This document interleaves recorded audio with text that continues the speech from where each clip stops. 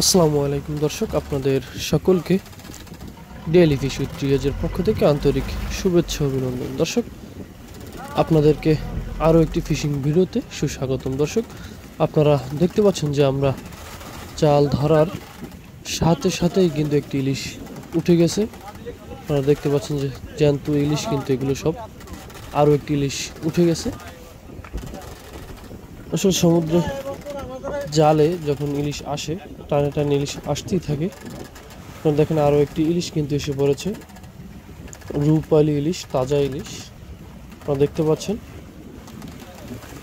এরকমের ইলিশ ধরার ভিডিও যদি আপনাদের ভালো লেগে থাকে তাহলে অবশ্যই আমাদের চ্যানেলটি সাবস্ক্রাইব করে আমাদের সাথে থাকবেন এবং প্রতিনিয়ত ইলিশ ধরার ভিডিও দেখবেন।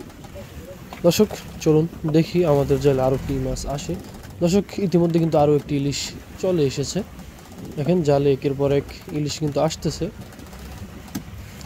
যদিও সমুদ্রে এখন ইলিশের দেখা কম, তাই জালে তেমন অনেক বেশি ইলিশ আসছে না। মোটামুটি ইলিশ আসছে একটি। দেখেন এটি কিন্তু সামুদ্রিক বাইলে মাছ, অনেকে ডানি মাছও বলি আমরা।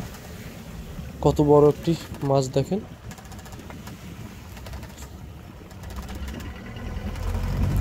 এবং আপনারা দেখতে পাচ্ছেন যে একটি পাঙ্গাস মাছও কিন্তু উঠে গেছে। ইলিশের জালে কিন্তু পাঙ্গাস মাছও বাজে, সামুদ্রিক পাঙ্গাস।